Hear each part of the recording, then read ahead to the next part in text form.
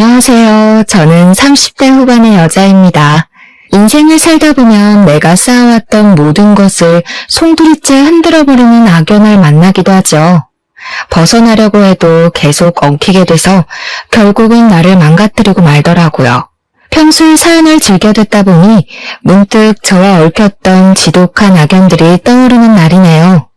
지금 생각해봐도 기가 막히지만 다 털어놓으면 후련해지지 않을까 하는 마음으로 제 이야기를 시작해볼게요. 저는 어릴 때부터 홀어머니와 둘이 살았어요. 지금에서야 저를 혼자 키우느라 엄마가 얼마나 고생하셨을지 가늠이 안 되지만 어린 시절에는 엄마의 사랑 덕분에 부족하다는 생각 없이 밝게 잘 자랐어요. 엄마는 분식집을 하셨는데 얼마나 저에 대한 사랑이 각별하셨는지 제가 다니던 초등학교, 중학교, 고등학교를 옮겨 다니시면서 장사를 하셨답니다. 언제나 일을 하셔야 해서 저를 돌볼 수 없으니 가까이서라도 지켜보려고 했던 마음이셨겠죠. 중고등학교 때는 친구들 데리고 가면 엄마가 언제나 떡볶이를 듬뿍 주시곤 했어요. 그래서 저는 항상 친구도 많고 즐거운 학창 시절을 보낼 수 있었던 것 같아요. 엄마는 제가 결혼을 한 후에도 다녔던 고등학교 앞에서 분식집을 하셨답니다. 가끔 가보면 교복 입은 아이들과 정답게 수다 떠시는 엄마를 볼 수 있었는데요. 그 시절의 엄마와 제가 생각나서 마음이 찡해지곤 했죠. 저는 얼른 자립을 해서 엄마에게 도움이 되고 싶었던 생각이 컸기 때문에 전문대를 나와서 바로 작은 회사의 격리로 일을 시작했답니다. 남편을 만난 지는 그 즈음이었어요. 친한 동료가 있었는데 같이 저녁을 먹으면서 찍은 사진을 동료의 친구였던 남편이 우연히 보게 된 것이죠. 그 이후로 자꾸 저를 소개해달라고 졸랐다면서 소개팅을 주선해 주었답니다. 처음 만난 남편은 동갑답지 않게 참 젠틀하고 좋은 가정에서 살아왔겠구나 하는 생각이 드는 사람이었어요. 문득 보이는 행동에서 여유가 느껴지고 대화를 해보니 저보다 아는 것도 참 많았죠. 남편은 적극적으로 구애를 해왔고 우리는 곧 연인이 되었답니다. 남편이 데려가는 식당이나 뮤지컬 극장, 여행은 저에게 참 새로운 곳이 많았죠. 살면서 해본 것도 가본 것도 별로 없다는 것을 남편을 통해 알게 되었달까요? 마치 저에게 신세계를 열어준 듯이 남편과 처음 해보는 것이 많아 데이트는 항상 즐거웠죠. 사귄 지 1년도 되지 않아 남편은 자꾸 결혼하자는 이야기를 꺼내더라고요. 저는 데이트하고 만나는 건 참 좋았지만 아직 20대 후반이었고 모아둔 돈도 없었기에 결혼은 한 번도 생각해보지 않았어요. 부담스럽다고 거절했지만 남편은 일단 집에 가서 부모님께 인사드리자고 계속 재촉했답니다. 그렇게 남편에게 끌려다니다 보니 어느새 남편 집 앞에 서 있더라고요. 시부모 댁은 서울 근교의 주택단지에 있는 단독주택이었는데 기와가 있는 현대적인 한옥으로 멋들어지게 지어져 있더라고요. 저는 쭉 빌라에서만 살아서 단독주택에 산다는 건 생각도 못 해봤는데 집을 구경해보니 참 멋지긴 했답니다. 앞마당과 뒷마당도 널찍하고 작게 텃밭도 있고 시부모님은 드라마에 나오는 것처럼 여유롭게 살고 계시더라고요. 시부는 공무원을 하셨다가 퇴직한 지 얼마 되지 않았고 시모는 항상 전업주부셨다고 해요. 저를 위해 식사를 준비해 두셨는데 텃밭에서 직접 땄다는 신선한 채소와 윤기 나는 갈비찜을 먹으며 잠시나마 완전한 가족 속에 있는 듯한 행복을 느꼈죠. 그런데 남편은 부모님께 저에 대해 아무 말도 하지 않았던 모양이에요. 홀어머니가 분식집을 하시고 저는 격리로 일한다는 걸 아시더니 시모의 표정이 바로 차갑게 돌변하시더라고요. 방금 전까지는 인자한 미소를 지으시면서 며느리가 너무 예뻐서 손잡으면 아주 잘생기겠다고 하시더니 제 쪽은 쳐다보지도 않으셨어요. 30도 안 됐는데 아직 결혼은 너무 일러. 결혼이 하고 싶으면 5년은 있다가 해라. 5년을 어떻게 기다려? 왜 갑자기 억지를 부리세요? 난 내년 안에 꼭 결혼할 거예요. 내가 이런 말까진 안 하려고 했는데 집안도 좀 격이 맞아야지. 한쪽이 너무 기울면 결국 헤어지게 마련이야. 아가씨도 내 말 서운하게 생각하지 말고 반반은 얼굴 믿고 우리 아들 꼬신 모양인데 취집하려고 마음 먹었으면 더 나이 있는 남자를 잡던가 순진한 애 데리고 뭐 하는 거야? 어휴, 염치도 없어라. 저는 결혼하려는 마음도 없었는데 한순간에 결혼하지 못해 환장한 여자가 되어 있더라고요. 여태껏 살면서 이런 험한 소리는 들어본 적이 없어서 머리가 하얘져 대꾸 한마디도 못하겠더라고요. 남편이 저를 붙잡았지만 부들부들 떨리는 손을 애써 잡으며 그 집을 나와버렸어요. 그렇게 남편과 헤어지려고 마음을 먹었죠. 남편은 매일 회사 앞으로 찾아와서 절대 못 헤어진다며 눈물까지 보이더라고요. 시모한테 받은 모욕을 떠올리며 모질게 대하려고 했지만 사랑이 뭔지 남편 얼굴만 보면 같이 눈물이 흐르더라고요. 자기가 책임지고 허락받을 테니 헤어질 생각만 하지 말라면서 저에게 더욱 정성을 다했답니다. 헤어진다는 생각만 해도 가슴이 저리는데 눈물이 어떻게 끝낼 수가 있었겠어요. 결국 남편이 허락받을 때까지 기다리기로 했고 시부가 시모를 설득해 결국 몇 달이 걸려 상견례를 할 수 있었답니다. 시모의 아나무인 태도는 상견례에서도 여전했죠. 제가 이 결혼을 찬성해서 시키는 게 아니라는 건 사돈도 잘 알아주시길 바랍니다.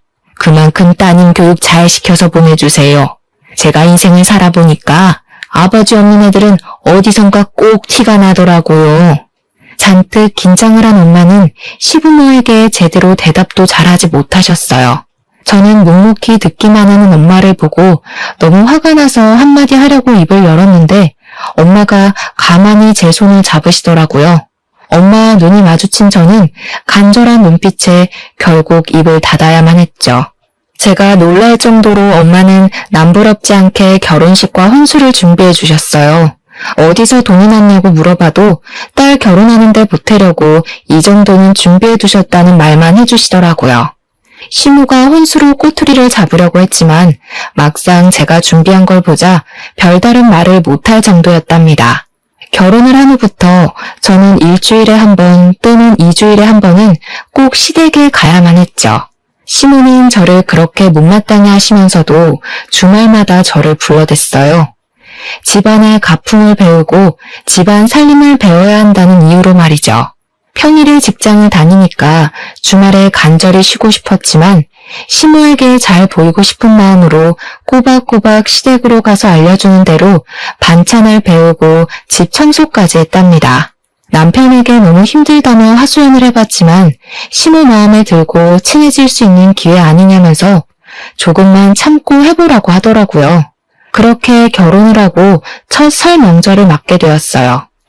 평생 전업주부로 살아온 시모는 자신의 음식 솜씨에 대해 자부심이 엄청났어요. 시부와 남편이 밥 먹으면서 맛있다는 소리를 안 하면 삐지는 게 눈에 보일 정도였죠.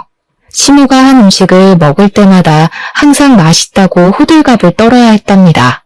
엄마와 둘이서 살아서 저는 명절을 항상 간소하게 지내곤 했는데 시댁에 와서 이렇게 명절에 음식을 많이 할 수 있다는 걸 처음 알았네요.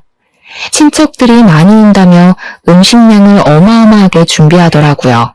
3시간을 꼼짝 못하고 전을 부치는데 허리가 끊어질 것 같았죠. 음식 하나 할 때마다 앞으로 제가 할 일이니 똑바로 보고 배우라며 얼마나 무섭게 다그치는지 다음 명절이 벌써 걱정될 정도였답니다. 새벽부터 이른 저녁까지 시모와 꼬박 음식을 했는데 기절할 것 같이 힘들었어요. 시부와 남편은 손 하나 까딱하지 않고 텔레비전을 보고 있는데 제 눈치를 본 남편이 어슬렁거리며 주방에 들어왔다가 시모에게 내쫓기더라고요. 막 저녁 준비가 다 되었을 때 초인종이 울렸어요. 친척분들은 내일에야 올 텐데 누구인지 의아한 참이었는데 남편이 신나서 현관문을 열더라고요. 제 또래의 젊은 여자가 다소곳이 집안으로 들어왔어요. 시모도 얼른 여자에게 다가가서 손을 맞잡으며 아주 반기더라고요. 묶은 머리가 다 헝클어지고 땀으로 절은 제 모습과는 다르게 그 여자는 한눈에 봐도 비싼 원피스를 차려입고 세련된 이미지가 인상적이었답니다. 얘는 왜 모질이처럼 서 있어? 형님한테 인사 안 하니? 엄마, 얘는 아직 형수 얘기 몰라. 설날 전에 말해두려고 했는데 깜빡했네. 남편이 외동인 줄 알았는데 낯선 여자가 형수라니 무슨 말인지 도통 이해가 되지 않더라고요. 사실 내가 형이 있었는데 우리 결혼하기 2년 전에 교통사고로 죽었거든. 이분은 형수님이고 형하고는 사별했지만 우리 집하고는 어릴 적부터 아는 사이라 명절 땐 꼭 부모님 뵈러 오지. 반가워요. 결혼식도 못 가보고 이렇게 처음 만나네요. 앞으로 종종 만날 테니 우리 친하게 지내요. 나보다 1살 어리다고 하지 않았어? 형님이라는 여자가 남편을 돌아보며 반말로 물어보는데 정말 아주 오래전부터 스스럼 없이 지낸 것 같은 분위기를 풍기더라고요. 1살 차이밖에 안 나는데 어쩜 둘이 이렇게 차이가 많이 나는지. 우리 혜정이는 변호사야. 그것도 아주 대형 로펌에서 일해. 내가 우리 며느리 자랑하는 재미로 살아요. 시모가 저렇게 다정하게 말할 수 있는 사람이란 걸 처음 알았던 순간이었죠. 아들과는 사별했는데 아직도 며느리라고 살갑게 부르니 제 입장에선 좀 이상하게 느껴졌는데요. 어릴 때부터 집안끼리 친했던 사이라니 그럴 수도 있겠다고 생각하고 넘겼답니다. 다 함께 둘러앉아 저녁을 먹기 시작했는데 저를 빼고 화기애애하게 대화를 하더라고요. 저는 마치 없는 사람처럼 맨 끝에 앉아서 밥만 억지로 먹는데 얼마나 서운하던져. 시모는 형님 숟가락에 반찬까지 얹어주더라고요. 제가 어머님 밥 먹고 싶어서 집에 오는 거 아시죠? 유명한 식당 다 가봐도 어머님 솜씨 따라가는 데가 없어요. 근데 이 동태전은 동서가 한 거야? 어머니 맛이랑 좀 다른 것 같은데? 어쩜 우리 혜정이는 말도 이렇게 예쁘게 하는지 몰라. 맞아, 동태전은 제가 한 거야. 앞으로 제사도 도맡아 해야 되는데 솜씨가 없는 것 같아서 걱정이야. 동서가 아무리 잘한데도 어머니 솜씨는 못 따라가죠. 20년에도 안 될 것 같은데요. 어머니, 건강하셔야 돼요. 전 어머님 음식 오랫동안 먹고 싶어요. 그럼. 아무리 아파도 우리 혜정이 밥은 해줘야지. 그나저나 녹용은 왜 또 보냈어? 저번에 해준 거 다 먹은 지도 얼마 안 됐는데. 두 사람의 대화를 들으니 민망해서 밥이 코로 들어가는지 입으로 들어가는지 모르겠더라고요. 며느리인 저보다도 서로 연락을 더 자주 하고 밖에서도 종종 만나는 것 같았답니다. 식사가 끝나고 거실에서 과일을 먹는데 네 사람만 아는 이야기를 하고 저는 또 투명인간이 된 것 같았죠. 저는 어색한 분위기를 참다 못해 부엌으로 가서 혼자 설거지를 했답니다. 주방 정리를 거의 끝냈을 때 형님이 가는 소리가 들리더라고요. 저는 마중을 하기 위해 현관문 쪽으로 발길을 옮겼죠. 형님이 명품 가방에서 흰 봉투를 꺼내 시모에게 건네주었어요. 시모가 손사래를 치면서도 한박 웃음을 짓더라고요. 저는 가시라고 꾸벅 인사를 했지만 제 쪽은 쳐다보지도 않고 나가버렸답니다. 이게 형님과의 첫 만남이었어요. 그 후로 설날과 추석 되면 어김없이 시댁에 찾아와서 얼굴을 봐야 했는데요. 저와 형님을 비교하는 시부모와 남편 때문에 명절이 다가오면 잠도 못 잘 정도로 저에겐 큰 스트레스였답니다. 저는 아이를 갖고 싶었지만 소식이 없어 늘 걱정이었고 매주 시댁에 가서 일을 하는 것도 너무 스트레스였어요. 남편에게 도와달라고 말해봐도 시큰둥한 반응만 돌아와 저는 점점 더 지쳐갔죠. 그렇게 스트레스 받을 거면 차라리 일을 그만둬. 몇 푼 벌지도 못하는데 때려치우고 어머니한테 살림이나 제대로 배워. 그렇게 결혼한 지 5년이란 시간이 흘렀지만 여전히 아기 소식은 없었고 시모는 저를 더욱 무시하고 구박했답니다. 넌 도대체 밥만 축내고 하는 게 뭐니? 남들은 아기도 순풍순풍 잘 만났더구먼. 우리 집 대를 끊을 작정이야? 이래서 집안에 사람이 잘 들어와야 돼. 집에서 놀면서 우리 아들 돈이나 써대고 잘하는 짓이다. 어느 날 엄마가 전화가 걸려왔죠. 제 처지가 너무 우울했기에 엄마한테 보여주지 않으려고 안부 전화를 한 지도 찾아간 지도 너무 오래되었더라고요. 결혼하고 나서 시어머니가 보내주지 않아서 명절에도 한 번도 찾아가 보지 못했어요. 엄마는 항상 이해한다고 너만 잘 지내면 된다고 말씀해 주셨지만 혼자서 명절을 보내시는 게 얼마나 쓸쓸하셨을까요? 엄마는 큰 종합병원 이름을 대시며 오늘 그 앞에서 좀 만나자고 하시더라고요. 병원이란 말에 제 가슴이 덜컥 내려앉았죠. 저는 허겁지겁 병원으로 달려갔는데 1층 정문 앞에서 환자복을 입고 계신 엄마가 보이더라고요. 떨리는 가슴을 부여잡고 천천히 엄마에게 다가갔는데 얼굴이 말도 안 되게 수척해졌고 한눈에 봐도 심각한 병에 걸렸다는 걸 알 수 있었죠. 엄마는 저한테 말도 하지 않고 혼자 검사도 다 받으셨더라고요. 이미 손쓸 수 없을 정도로 전이가 되어 의사가 수술도 권하지 않았다는 폐암 말기였답니다. 저는 엄마를 부여잡고 하염없이 울었답니다. 제 팔 안에 들어온 엄마의 몸이 얼마나 야위었는지 안으면서도 어찌나 놀랐는지요. 왜 몸이 아픈데 나한테 말을 안 했어? 어떻게 혼자서 검사를 받을 생각을 해? 평소에 병원 접수도 혼자 못하면서. 몸 아픈 지 얼마 안 됐어. 기침 심하게 해도 감기인 줄 알았지. 진통제 먹으면 또 괜찮아지고 그러니까 별로 아픈 건 못 느꼈어. 그게 말이 돼? 어떻게 암이 다 퍼질 동안 아무 증상이 없을 수가 있어. 우리 당장 수술 날짜 잡자. 항암 치료도 해달라고 하고. 엄마는 아무 대답도 하지 않고 제 울음이 사라질 때까지 제 등을 두드려주시며 기다려주셨죠.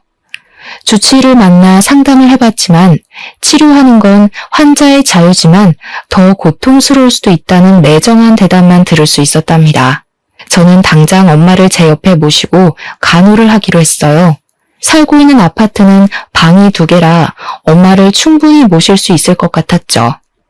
남편이 퇴근해서 들어오자마자 울면서 속사포처럼 이야기를 쏟아냈어요. 장모님을 간호해야 되는 건 맞는 건데 여기에 모시긴 좀 그렇지 않아? 저는 생각보다 차가운 남편의 반응에 당황을 했답니다. 만약 시모가 큰 병에 걸렸다면 저는 시댁에 들어가서 간호하라는 말을 해도 받아들였을 텐데 말이죠. 사실 이 집은 우리 부모님이 해준 거니까 장모님한테도 여쭤봐야 되지 않겠어? 네가 우리 엄마한테 얘기를 한번 해봐. 어머님한테 말하면 당연히 안 된다고 하시겠지. 나 미워하시는 거 몰라서 그래? 어머님이 여기서 같이 사시는 것도 아닌데 꼭 시부모 허락을 맡아야 되겠어? 말씀 안 드리고 장모님을 모시고 오면 더 화내실 건 생각 안 해? 아, 난 몰라. 네가 엄마한테 허락받든가 말든가 네가 알아서 해. 난 머리 아파. 저는 남편의 태도에 많이 실망했죠. 돌이켜보면 지금껏 항상 방관자처럼 지켜만 봤을 뿐 저를 위해 나서준 적이 없었다는 걸 깨달았답니다. 저를 대신해 시모에게 싫은 소리 한번 해준 적이 없었죠. 언제부터인가 저는 이 집안에서 부족한 존재라는 생각을 스스로 하고 있어서 부당한 대우를 받아도 당연히 그럴 수 있다고 받아들이고 있었던 것 같아요. 그때 갑자기 형님 얼굴이 떠오른 건 왜였을까요? 이번에는 마음을 단단히 먹고 시댁으로 찾아갔어요.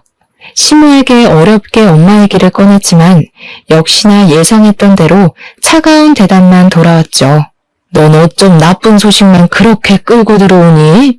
집에 아픈 사람이 있으면 그 집안은 어둡고 나쁜 기운이 들어오는 거야. 내 아들이 힘들게 일하고 들어와서 아픈 장모 보면 얼마나 기운이 빠지겠어. 너는 도대체 생각이 있는 애니? 어머님이 안 된다고 하셔도 저는 엄마 꼭 모셔야겠어요. 많이 아프신데 혼자 계시도록 할 수는 없어요. 저는 머리끝까지 화가 나서 벌개진 눈으로 시모를 노려봤어요. 갑자기 시모가 벌떡 일어나서 제 머리채를 잡고 흔들기 시작했답니다. 제 몸은 시모에게 잡혀 꼭두각시 인형처럼 이리저리 흔들리다 바닥에 패대기 쳐졌어요. 이게 어디서 말 대답을 해? 병원에 입원을 시키던지 죽을 날짜 받아놨으면 요양원이라도 들어가면 되지. 네가 거기서 산다고 그게 네 집 같아? 너도 여차하면 쫓겨나면 그만이야. 죽을 날짜라뇨. 어머님, 우리 엄마한테까지 그렇게 막대먹게 말하는 건 못 참아요. 제가 그 잘난 집 나올 테니까 걱정 붙들어 매세요. 화난 시모가 제 손목을 낚아채려는 걸 탁 쳐내고 시댁을 나와버렸어요. 저는 그 길로 엄마 집으로 들어갔답니다. 날이 갈수록 몸이 약해져가는 엄마의 곁을 밤낮으로 지켰어요. 한동안 남편과 시모가 매일 전화를 해댔지만 받지 않았죠. 엄마가 아픈 건 너무나도 슬픈 일이었지만 시댁도 남편도 없이 엄마와 둘이 지내니 오히려 저는 너무 평안하고 행복한 기분마저 들었답니다. 그렇게 눈 깜짝할 사이에 몇 달이 흘렀죠. 제가 함께 살자 엄마의 상태가 조금씩 호전되는 것처럼 느껴졌답니다. 남편과 이혼할 것은 아니니 저녁 시간에 가서 남편이 먹을 요리를 해놓기 시작했어요. 엄마 집으로 들어간 초반에는 남편에게 연락이 왔지만 어느 순간부턴 아무 연락이 없더라고요. 제가 메시지를 보내고 답도 없고 말이죠. 가끔 집에 가보면 청소도 깨끗이 되어 있고 빨래도 밀리지 않고 제가 없어도 잘 살고 있는 것처럼 보이니까 서운한 마음이 들더라고요. 남편과의 사이가 나빠서 집을 나간 것도 아니었는데 마치 별거를 하고 있는 것 같은 상황이 되어 있었답니다. 그래서 불안한 마음에 저녁을 해놓기 시작한 거였는데요. 남편은 저를 다시 봐도 시큰둥하더라고요. 오랜만에 봤는데 반갑지도 않아? 집 정리도 잘 되어 있고 나 없어도 잘 사는 것처럼 보이네? 너 마음대로 네 발로 나갔으면서 이제 와서 왜 이래? 너 없으면 엉망진창일 줄 알았냐? 야, 일주일에 2번 일하는 아줌마 부르니까 네가 살림할 때보다 훨씬 낫다. 장모님의 안부 한 번을 묻지 않는 남편의 태도에 화가 났지만 저는 바보같이 매일 저녁을 해주고 남편이 밥을 다 먹으면 설거지까지 해두고 밤에 부랴부랴 엄마 집에 돌아오는 생활을 계속했답니다. 그렇게 지내던 어느 날 집에 가보니 남편이 평소보다 일찍 왔는지 거실 소파에서 자고 있더라고요. 한 손에는 핸드폰을 쥐고 있었는데 떨어질 것 같아서 살짝 손에서 뺐죠. 항상 비밀번호를 걸어두더니 그날따라 풀려 있더라고요. 화면을 언뜻 보니 빨간 하트가 있는 것 같아 남편 핸드폰을 다시 확인해봤어요. 메시지 창을 읽는데 손이 부들부들 떨려오기 시작했습니다. 자기와 하트로 시작해서 주고받은 메시지는 너무 보고 싶어 못 견디는 연인들의 대화였죠. 왜 이제야 남편이 제가 집에 없어도 그리 무신경했는지 전화조차 하지 않았는지 이해가 되었죠. 오히려 제 발로 집에서 나가주었으니 얼마나 고마워했을까요? 저는 세상 편안하게 자고 있는 남편의 얼굴을 째려보았답니다.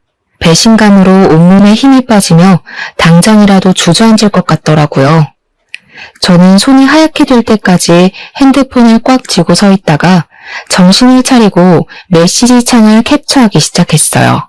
그리곤 얼른 제 핸드폰으로 옮기고 다시 남편 손에 쥐어주었죠. 잡았던 핸드폰이 바닥으로 툭 떨어지자 남편이 화들짝 놀라며 깨더라고요. 저는 방금 들어온 척하며 주방으로 들어갔죠. 요리를 하는 동안 머리가 쿵쿵 울리고 정신을 못 차리겠더라고요. 남편이 밥 먹는 모습을 멍하니 보고 있다가 더 있으면 참지 못하고 말을 꺼낼 것 같아 얼른 집을 나와버렸답니다. 엄마 집에 가는 길에 어찌나 눈물이 흐르던지요. 저는 비참한 결혼 생활을 정리하고 엄마를 모시며 살기로 결심했어요.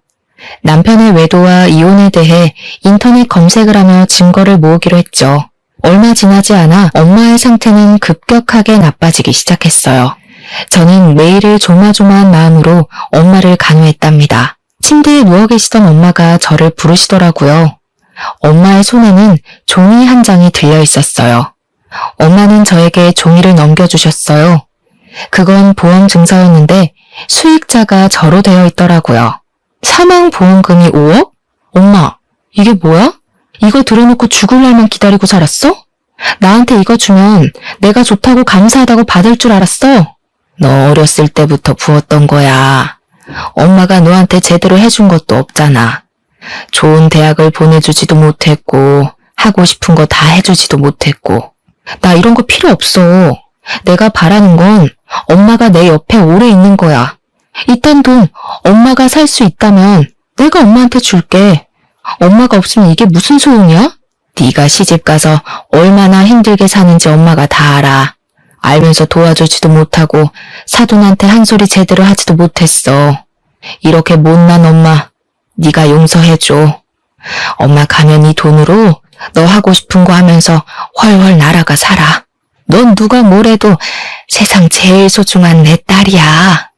저는 피를 토하는 심정으로 엄마 무릎에 고개를 묻고 통곡을 했죠. 저와 엄마는 오랫동안 함께 껴안고 뜨거운 눈물을 흘렸답니다. 엄마는 마지막이 곧 올 거라는 걸 알고 계셨던 걸까요? 얼마 지나지 않아 엄마는 숨을 거두고 말았습니다. 남편에게 바로 연락을 했지만 중요한 회의가 있다며 제가 장례 준비를 다 마친 뒤늦은 저녁에서야 왔더라고요. 가뜩이나 횡한 장례식장에 저 혼자 상주로 앉아있는데 돌아가신 엄마를 끝까지 걱정시키는 것 같아 면목이 없었답니다. 시부는 장례식장에 왔지만 시모는 오지도 않았죠. 알고 보니 친목계 여행 일정이 잡혀 있어서 지방으로 여행을 갔다더라고요. 끝까지 저와 엄마를 업신여기는 남편과 시모의 행동으로 인해 저는 이혼에 대한 결심을 더더욱 굳히게 되었어요. 장례식이 끝난 뒤 저는 다시 집으로 들어갔죠. 바람 피우는 걸 제가 알고 있다는 사실을 모르는 남편은 뭐하러 집에 들어오냐며 비아냥거리더라고요. 그날부터 저는 외도 증거를 찾기 위해서 집안과 남편의 옷을 뒤져봤지만 별다른 건 나오지 않았어요. 남편의 컴퓨터를 보려고 했지만 비밀번호가 걸려 있어 살펴볼 수도 없었습니다. 저는 남편이 자고 있는 밤에 몰래 나와 자동차의 블랙박스를 확인해봤는데 역시나 여자가 차에 타고 남편과 노닥거리는 음성을 찾을 수 있었어요. 목소리만 들어서는 누군지 알 수는 없었죠. 저는 그렇게 증거를 하나씩 찾아 나갔답니다. 그리고 엄마의 유언대로 저는 홀로 서기를 준비하기 시작했죠. 엄마가 남겨주신 5억의 보험금을 받아서 어떻게 써야 할지 고민을 했어요. 엄마의 목숨과 바꾼 귀한 돈인데 함부로 쓰고 싶지 않았어요. 저는 오랫동안 봐두었던 아파트 한 채를 사게 되었죠. 지금 살고 있는 동네에서 멀지 않은 곳인데 유명한 학군인지라 인기가 많은 동네고 아이 키우기도 좋은 환경이라 남편에게 그 아파트로 이사 가자고 말해본 적이 있었어요. 남편은 부동산에 대해 알지도 못하면서 몇 억씩 하는 아파트를 함부로 투자하냐고 저한테 핀잔을 주었거든요. 저는 운이 좋게도 바로 세입자를 받아서 다달이 큰 수익을 낼 수 있었답니다. 그러는 사이 추석이 돌아왔고 저는 아프다는 핑계를 대고 시댁에 가지 않았죠. 시모가 남편에게 전화해서 아프든 말든 끌고 오라는 소리가 수화기 밖으로 쩌렁쩌렁 들리더라고요. 그러거나 말거나 침대에 누워 이불을 푹 눌러쓰고 꼼짝도 하지 않았답니다. 명절에 안 가다니 너 제정신이야? 엄마가 장 다 봤는데 혼자 어떻게 하시냐고 난리야. 장모님 아프실 때 우리 엄마가 얼마나 네 편의를 봐줬냐? 이제 며느리 도리 제대로 해야 될 거 아냐. 우리 엄마 아프실 때도 설날에 가서 내가 음식 다 한 거 잊었어? 무슨 편의를 봐줬는데? 뭐 원래 이틀 자고 와야 되는데 음식만 해놓고 밤에 엄마한테 가게 해준 거? 그거 고마워라고. 어머니 죽고 못하는 며느리 또 있으시잖아. 형님한테 와서 같이 하자고 하지 왜? 야, 너 말 그따위로 할래? 형수가 어떻게 일을 해? 큰일하는 변호사가 너처럼 한가하냐? 그렇게 바쁜데 어쩜 명절 때 밥 먹을 시간 딱 맞춰서 온대? 네가 몇 시에 오라고 시간 정해주니? 그만 안 해? 형수랑 너랑 급이 같아? 형수는 네가 그렇게 말할 수 있는 사람이 아니야. 말 조심해. 가기 싫으면 가지 마. 나중에 엄마한테 혼나고 울고불고 후회하지나 마. 남편은 문을 쾅 닫고 나가버렸답니다. 남편이 속으로 저와 형수를 어떻게 생각하고 있는지 잘 알 수 있었죠. 너무 황당하고 서러워서 엄마가 너무나도 보고 싶어 눈물이 났답니다. 남편은 연락 한 번 없이 3일 동안 시댁에서 명절을 지내고 돌아왔어요. 집에 온 남편이 거실에서 전화통화하는 소리가 들려왔어요. 엄마, 형수 집에 데려다주고 지금 들어왔어. 와이프? 몰라, 집에 있는지 없는지. 형님이 또 시댁에 왔던 걸 알게 되자 나도 모르게 허탈한 웃음이 나더라고요. 시부모에게 그 집안의 귀한 며느리는 형님이고 저는 시키는 대로 음식이나 하는 하녀일 뿐 그 이상도 아니겠죠. 그때 남편이 거칠게 방문을 열고 들어왔어요.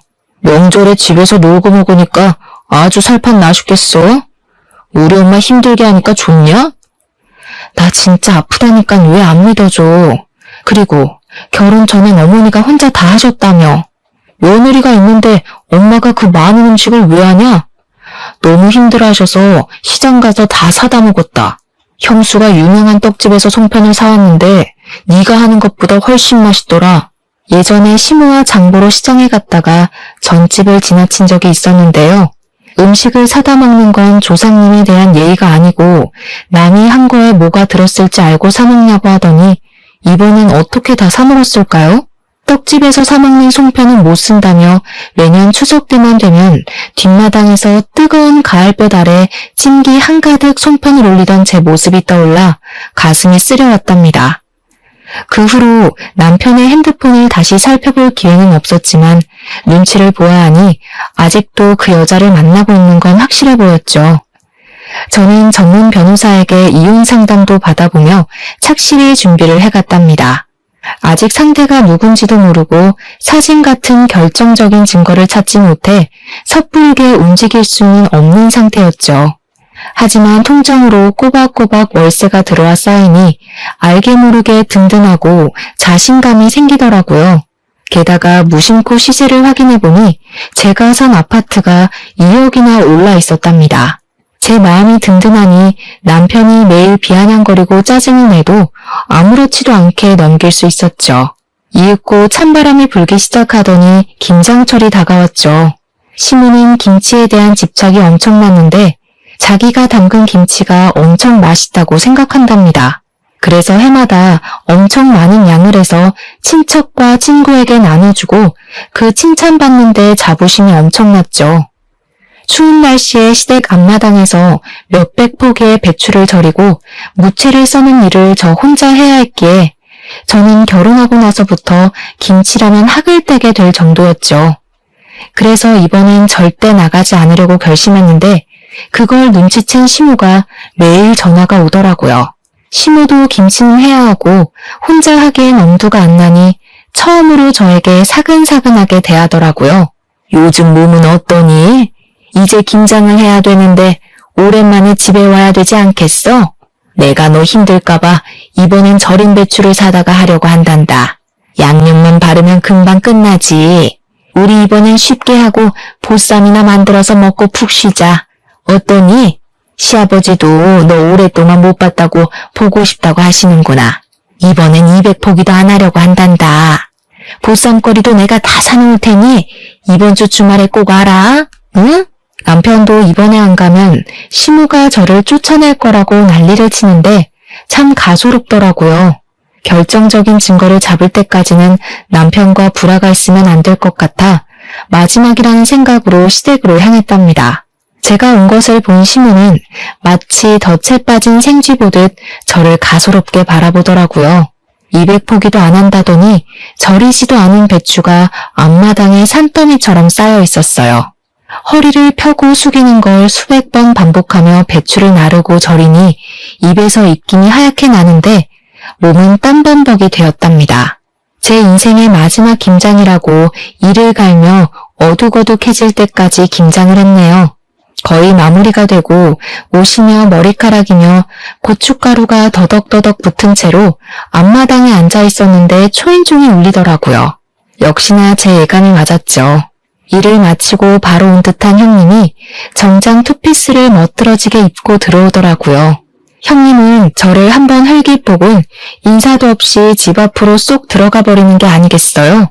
시부모와 남편이 반갑게 인사하는 소리가 시끌벅적하게 들리는 와중에 시모가 저에게 들어오라고 삑 소리를 지르더라고요. 그렇게 저만 빼고 화기애애한 저녁 식사가 시작되었죠. 형님은 법원에 가느라 점심도 제대로 못 먹었다면서 제가 한 보쌈과 김치를 야무지게 먹더라고요.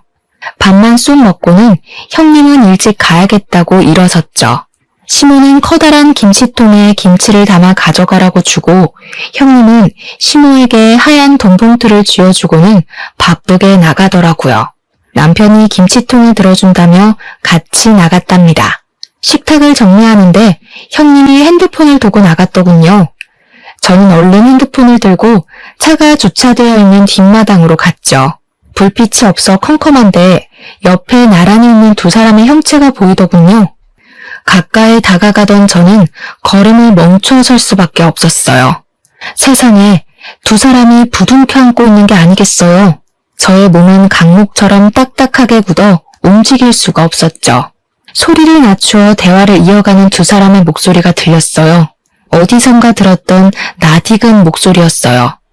바로 블랙박스에서 들었던 여자의 목소리였던 거였죠. 순간 누가 이마를 세게 때린 듯이 눈앞에서 불꽃이 번쩍하고 튀는 것 같더라고요. 정신을 차린 저는 악을 쓰며 두 사람에게 달려갔어요. 저를 본 두 사람이 놀라서 황급히 떨어지더라고요. 분노를 참지 못한 저는 마당에 있는 물 호수를 틀어서 둘을 향해 사정없이 뿌려대기 시작했답니다. 형님이 비명을 지르며 손으로 얼굴을 가리고 남편은 저에게 달려들더라고요. 그래서 남편 눈을 향해 더욱더 세게 물 호수를 뿌려댔어요. 형님의 비명소리에 달려온 시모가 얼른 수도꼭지를 잠가버리더니 제 머리채를 잡으려고 손을 휘저기며 달려오는 게 아니겠어요? 저는 온 힘을 다해 시모를 밀어 잡아뜨려 버렸어요. 여태껏 둘이 붙어먹었다 이거지? 사람 하나 바보 만들고 재밌었니? 너네 이런 사이인 거 네 엄마도 알고 있었어? 이 나쁜 놈아. 저는 차의 트렁크에 놓인 김치통 뚜껑을 열어서 김치 두 포기를 양손에 들고 남편과 형님 얼굴에 문대버렸어요. 두 사람은 눈이 맵다고 악을 쓰며 주저앉고 난리가 났죠. 당황한 시모가 그걸 보고 다시 물 호수를 두 사람한테 뿌리기 시작했죠. 그 모습을 보고 있으니 아주 코미디가 따로 없더라고요. 저는 머리 위로 김치통을 들어서 시모한테 던져버렸어요. 시모가 중심을 잃고 쏟아진 김치 위에 넘어져 버렸답니다. 시모가 저를 향해 죽일련 소리를 질러댔어요. 저 두 사람이 사랑해서 죽고 못 사는 사이라네요. 좋으시겠어요. 이제 진짜 둘째 며느리 하시면 되겠네요. 저 자랑스러운 며느리랑 천년만년 김치 담그시면서 행복하게 사세요. 저는 바로 시댁을 뛰쳐나왔죠.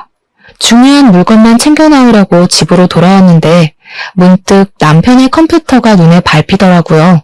어쩐지 형님과 관련된 비밀번호를 걸어두었을 것 같아서 저장되어 있던 형님의 핸드폰 끝번호를 쳐봤더니 바로 암호가 풀리는 게 아니겠어요.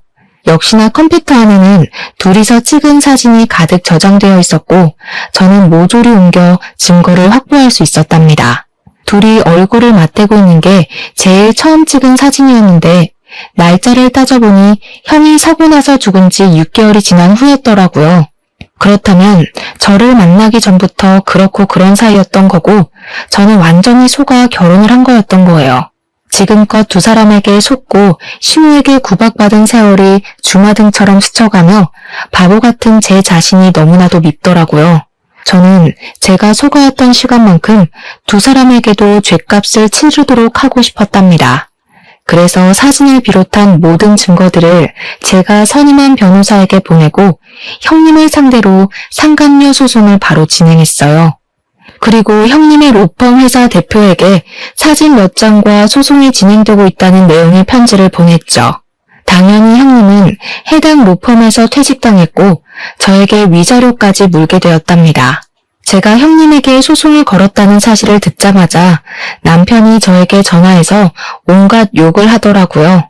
너까짓 게 뭘 할 수 있는데 복수라도 하려고? 너 좋은 말로 할 때 당장 소송 취하해? 너 때문에 우리 혜정이 로펌에서 잘렸잖아. 손해배상 청구할 거야. 손해배상 청구해야 될 사람은 나야. 네가 망친 내 인생은 어떻게 책임질 건데? 너도 인생 나락갈 준비나 해. 저는 남편의 회사 홈페이지에 매도 사실과 사진 증거를 올렸어요. 워낙 보수적인 기업이었기에 소문이 돈다면 남편이 사생활이라고 항변해봤자 타격이 갈 거라는 걸 예상했거든요. 남편과 더 이상 마주치거나 연락하고 싶지도 않았기에 이혼의 모든 과정을 변호사를 통해 처리했답니다. 외도의 증거가 너무 확실했기 때문에 남편은 소송도 해보지 못하고 제가 원하는 대로 조정 이혼으로 마무리를 지을 수밖에 없었죠. 남편의 외도 사실을 안 뒤부터 정보를 계속 수집하고 유리하게 이혼할 수 있도록 미리 준비해둔 덕분이었죠. 그래서 저는 살고 있는 아파트를 비롯한 재산 분할도 넉넉히 받을 수 있었답니다. 조정 협의하는 마지막 날 법원에서 남편을 만났는데 얼굴이 눈에 띄게 수척해져 있고 옷도 후줄근하게 입고 왔더라고요. 남편 인생을 이렇게 망가뜨려도 되냐? 너 이렇게 독한 애였어? 너 때문에 나 회사도 권고사직 당했어. 우리 엄마도 뇌출혈로 쓰러져서 지금 병원에 계신다. 그래, 인정한다. 나도 잘못했고 너도 잘못한 거 있어. 서로 용서하고 새롭게 시작해보자. 정신 나간 소리 하고 있네. 네 천년의 사랑이 들으면 어쩌려고 그딴 소리를 하고 있니? 들러리는 빠져줄 테니까 잘난 혜정이랑 행복하게 사셔. 그 나쁜 년 얘긴 하지 마. 로펌 잘리고 바로 지방에 있는 로펌으로 옮기고 연락도 끊겨서 알아보니까 거기 대표랑 그렇고 그런 사이더라. 내가 지한테 어떻게 했는데. 됐고 하수연은 당사자한테나 가서 해. 너는 인간의 탈을 쓰고 어떻게 이런 일을 벌이니? 지옥 가서 네 형 얼굴은 어떻게 보려고. 다시는 마주치지도 말자. 아, 이건 내 마지막 선물이야. 남편은 제가 건넨 등기부등본을 의아한 표정으로 훑어보더라고요. 내가 전에 이사 가자던 아파트 기억나? 네가 거긴 갈수록 떨어질 거라고 안목 없다고 나 엄청 무시했잖아. 나 그 아파트 샀는데 2억이나 올랐어. 너네 부모가 사준 아파트보다 거의 2배가 됐더라. 너나 안목 좀 높여야겠다. 여자분인 안목도 좀 키우고. 저는 표정이 일그러지는 전 남편을 뒤로하고 가뿐한 걸음으로 법원을 나섰답니다. 그 후로 다시는 전 남편을 보지 않았고 소식도 모르고 잘 지내고 있어요. 이혼하고 나면 혼자 무슨 일을 하고 살아야 할지 고민이 참 많았는데요. 어릴 때부터 손재주가 있는 편이어서 반영구 화장 기술을 배워 지금은 숍을 차려서 바쁘게 지내고 있답니다. 입소문이 조금씩 나더니 평일도 예약이 꽉 차서 외로움을 느낄 시간도 없고요.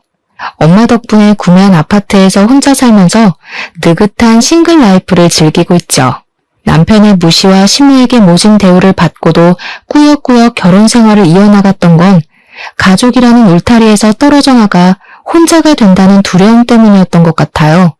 하지만 가장 사랑했던 엄마와도 헤어지고 완전히 혼자가 된 지금 되돌아보면 그런 두려움을 가졌던 것이 얼마나 어리석었는지 잘 알 것 같답니다.